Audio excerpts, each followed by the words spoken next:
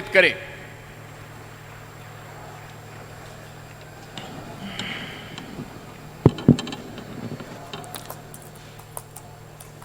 मेरे साथ बोलिए, भारत माता की। जरा जोर से बोलना पड़ेगा। शिवाजी महाराज का जयकारा हम सब लगाएंगे। मेरे साथ बोलिए, जय जय जय जय जय शिवाजी, जय जय जय जय जय भवानी। मंच पर उपस्थित महाराष्ट्र शासन के लोकप्रिय मुख्यमंत्री श्रीमान देवेंद्र फडणवीस जी, महाराष्ट्र के पूर्व मुख्यमंत्री और अभी के उप मुख्यमंत्री श्रीमान एकनाथ जी शिंदे, महाराष्ट्र के उप मुख्यमंत्री श्रीमान अजित दादा पवार जी, मेरे साथी मंत्री मुरलीधर मोहोल जी, भारतीय जनता पार्टी के प्रदेश अध्यक्ष श्री रविंद्र चौहान जी, जिनके निमंत्रण पर मैं यहां आया हूं, ऐसे राधाकृष्ण विखे पाटिल जी, सुजय विखे पाटिल जी और देवेंद्र जी, एकनाथ जी और अजित दादा के नेतृत्व में बैठे हुए सभी महाराष्ट्र के मंत्रीगण, सांसदगण और आज पद्मश्री पाटिल और पद्म विभूषण बाला साहब विखे पाटिल को, उनके कामों को याद करने के लिए एकत्र आए हुए सभी किसान भाइयों बहनों को मेरा प्रणाम, नमस्कार। मित्रों, आज मैं आया हूं, मुझे अच्छा लगा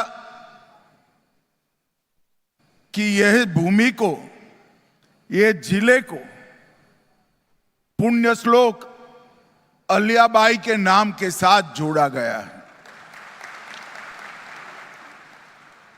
जब एकनाथ जी मुख्यमंत्री थे, देवेंद्र जी उप मुख्यमंत्री थे, भाजपा सेना सरकार ने औरंगाबाद का नाम भी बदला और यहां अहिल्याबाई का नाम भी रखा। ये वही लोग कर सकते हैं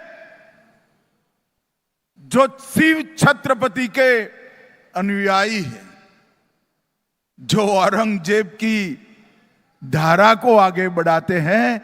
उनमें इतना हिम्मत नहीं है कि औरंगाबाद का नाम धर्मवीर संभाजी महाराज के नाम से।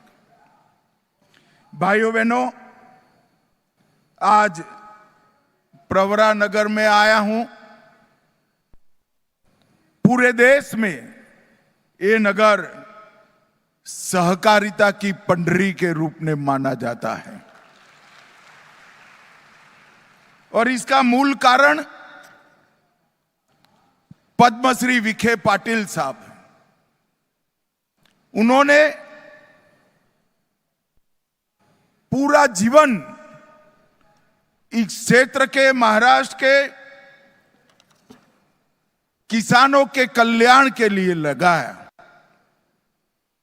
इसके लिए मैं बाद में बहुत डिटेल में बात करूंगा, परंतु सबसे पहले महाराष्ट्र के किसानों पर एक प्रकार से इंद्रदेव ने इस बार आफत भेजी है।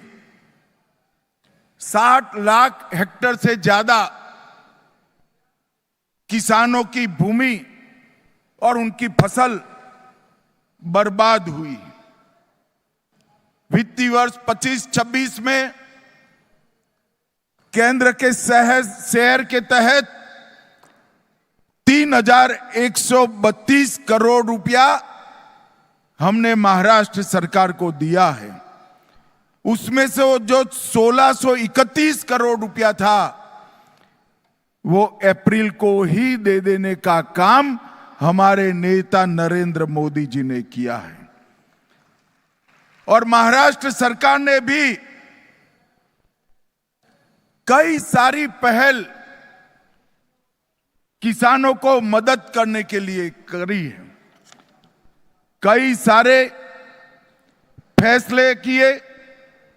2215 करोड़ का राहत पैकेज दिया, जिससे 31 लाख से ज्यादा किसानों को मदद मिलेगी। 10,000 रुपया नकद और 35 किलो खाद्यान्न देने का भी महाराष्ट्र सरकार ने इनिशिएटिव लिया है। केवाईसी की शर्तों को एक बार के लिए थोड़ा रिलैक्स करा है। शॉर्ट टर्म फाइनेंस के ऋण को वसूली पर रोक लगाई। भू राजस्व और स्कूल की परीक्षा में भी छुट्टी देने का काम किया है।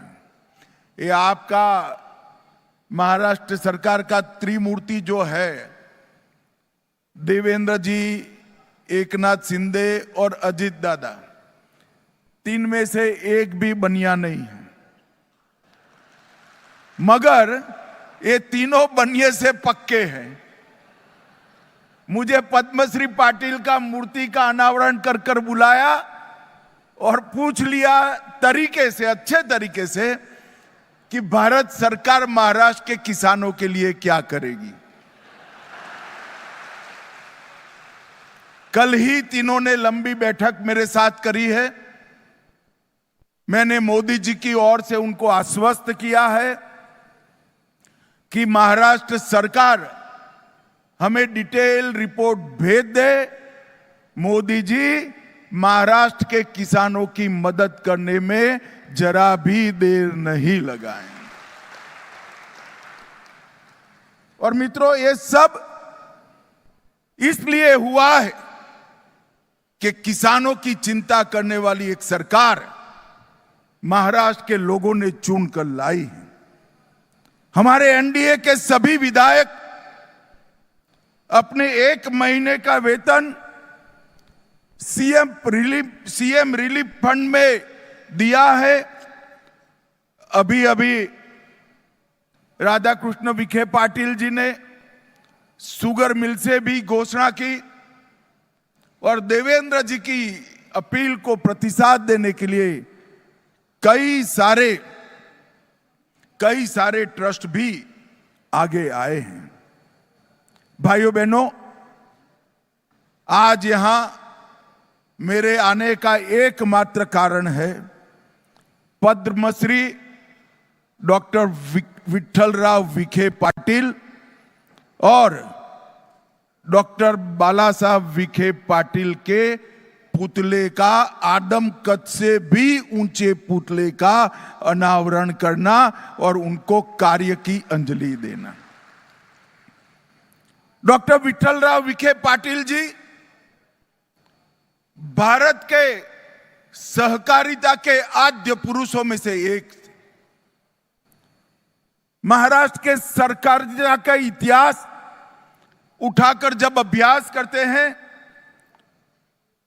पद्मश्री विखे पाटिल, धनंजय राव गाडगिल और वैकुंठ भाई मेहता, ये त्रिपुटी ने महाराष्ट्र के किसानों के लिए सहकारिता की नींव डालने का काम किया।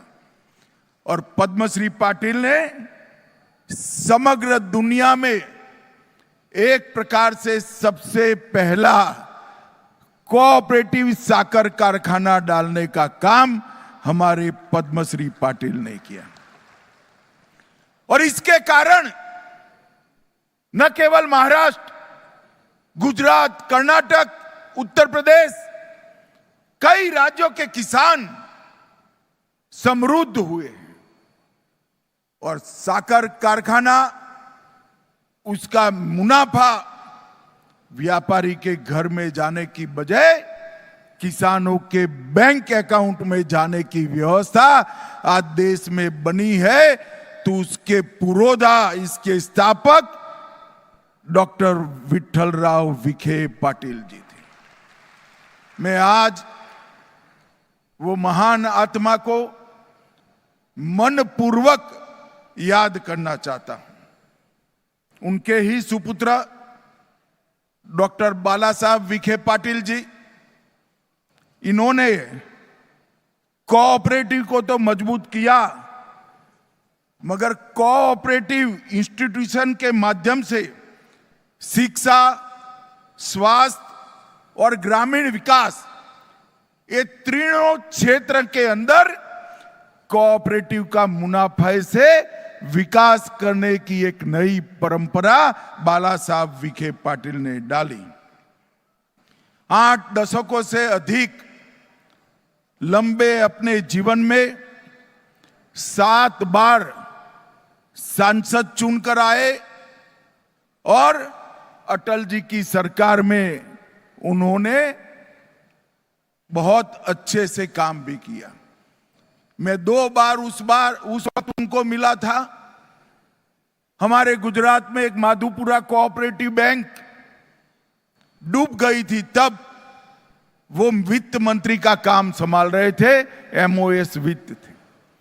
हम उनके पास गए थे, उनकी महत्वपूर्ण भूमिका थी आरबीआई को एक revival package Madhupura mercantile cooperative bank को देने के लिए, और यह इतना बड़ा योगदान था जिसके कारण 225 कोऑपरेटिव बैंक गुजरात के बच गए थे और बड़े संकट से उभर कर बाहर आए।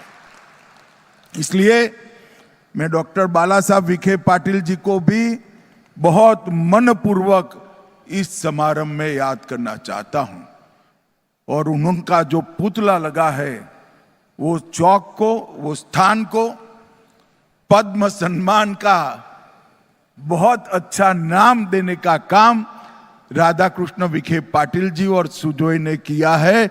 इसके लिए भी मैं उनको बहुत बहुत धन्यवाद देता हूं। मित्रों, आज डॉक्टर विठ्ठलराव विखे पाटिल सहकारी चीनी कारखाने का नवीनीकरण भी हुआ है। जब 50-51 में ये कारखाने की स्थापना हुई, तब 50 टन गन्ना प्रतिदिन की क्षमता से शुरू हुई थी और आज 72 टन गन्ना प्रतिदिन ये प्रोसेस करता है, और आने वाले समय में 7200 मैट्रिक टन प्रतिदिन से आगे बढ़कर 15,000 टन प्रतिदिन तक एक क्षमता का विस्तारण होगा।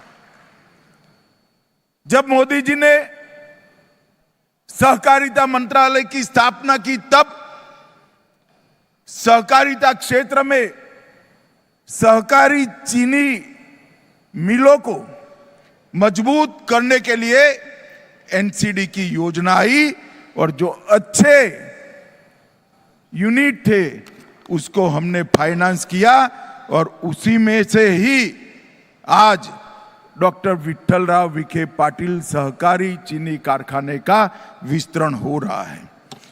और मित्रों, ये शुगर मिल ने अल्कोहल डिस्टिलेशन संयंत्र जो 70 में लगाया, 15 KLPD की इनकी क्षमता थी, आज 92 KLDP का हुआ है, और हमने 240 KLDP ले जाने की उनको मंजूरी दे दी।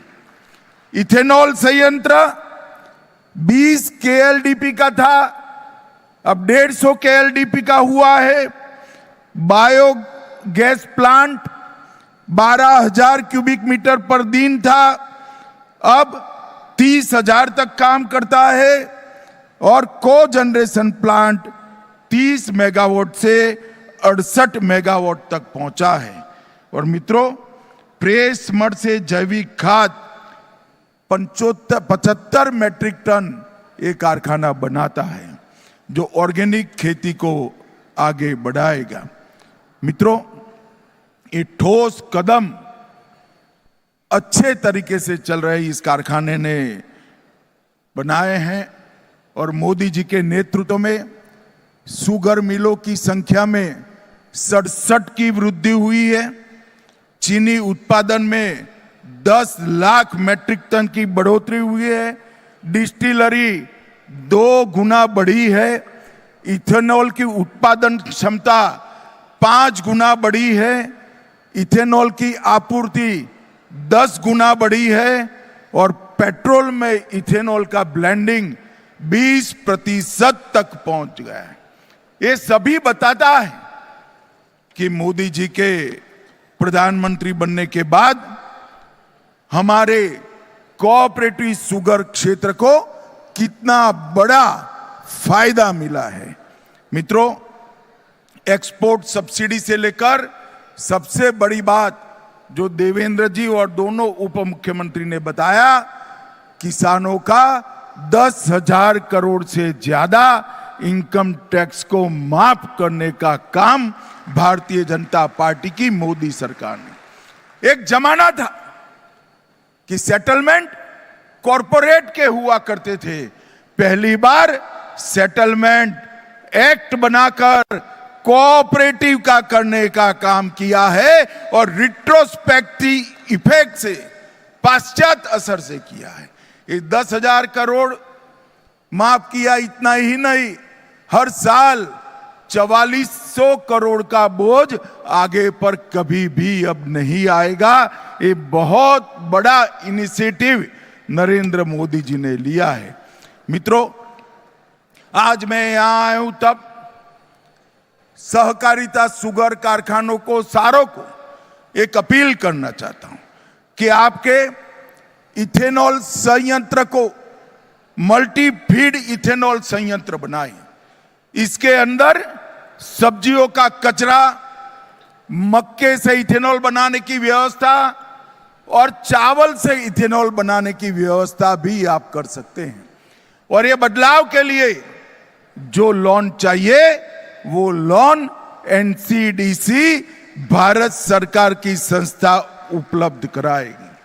और हमने सारी कोऑपरेटिव से इथेनॉल खरीदी में उनको प्रायोरिटी दिया है। निजी कंपनी है तो इसका इथेनॉल बाद में लिया जाएगा, कोऑपरेटिव कंपनी है, कारखाना है तो इसका पहले लिया जाएगा। एनसीडीसी की ऋण योजना से 10,000 करोड़ रुपए हमने प्रदान किया है और सीरा पर जीएसटी 28% था, उसको 5% करने का काम नरेंद्र मोदी जी ने कहा है। मित्रों, जीएसटी के लिए मैं और एक बात करना चाहता हूं। अभी अभी नरेंद्र मोदी जी ने नवरात्रि के पहले दिन पर 395 चीजों पर जीएसटी को कम किया है। और कम किया है उसमें खाने पीने की लगभग सभी चीजों पर 0% जीएसटी कर देश की जनता को और विशेषकर माताओं बहनों को फायदा पहुंचा है। और बाकी सारी चीजों पर 28%, 18% की जगह 5% किया है। मगर इससे जनता को तो निश्चित फायदा होगा, हजारों करोड़ का फायदा होगा, मगर आपने देश के लिए भी सोचना है।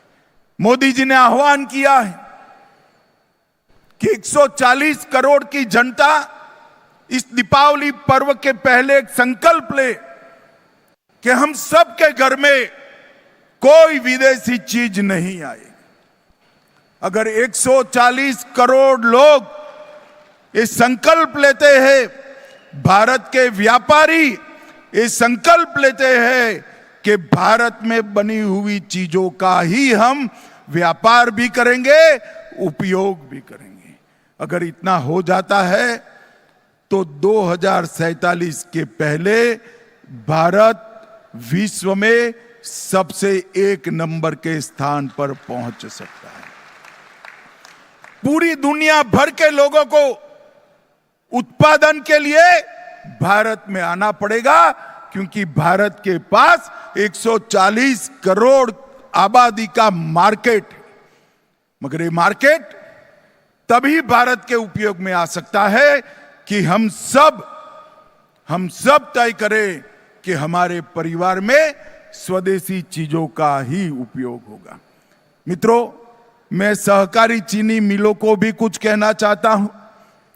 नॉन क्रशिंग सीजन में भी सहकारी चीनी मिलें मल्टीफीड इथेनॉल का उत्पादन करें, फ्रोजन वेजिटेबल, फ्रोजन फ्रूट्स और जूस, फ्रूट पल्प, इस तरह की चीजें बनाने का भी हम एक्सपांशन करें और नेफेड और एनसीसीएफ के साथ अनुबंध कर हम सहकारी चीनी मिलों को मल्टी डायमेंशनल बनाए। मित्रों, इथेनॉल के ब्लेंडिंग से सहकारी चीनी मिलों का बैलेंस शीट बदला है। अब आपके पास पूंजी अर्जित होगी। ये अर्जित पूंजी का 20% अगर हम सहकारी चीनी मिलों के एक्सपांशन के लिए रखते हैं तो आने वाली पीढ़ियां भी किसानों की समृद्ध होती रहेगी। इसमें किसी को कोई संशय रखने की जरूरत नहीं है। मैं आज यहां आया हूं तब फिर से एक बार सुजोय विखे पाटिल और राधा कृष्ण विखे पाटिल जी का बहुत बहुत धन्यवाद करना चाहता हूं मित्रों, क्योंकि ये दोनों महानुभाव जिनका मूर्ति लगाया गया है, पद्मश्री पाटिल और पद्म विभूषण बाला साहेब विखे पाटिल का, इनका सहकारिता में, ग्रामीण विकास में और किसानों के कल्याण में बहुत बड़ा योगदान था। इसलिए मुझे इस पुण्य कार्य में मिलने का, इसमें हाथ बटाने का आपने मौका दिया, इसलिए आपका बहुत बहुत धन्यवाद। मेरी अनेक अनेक शुभकामनाएं।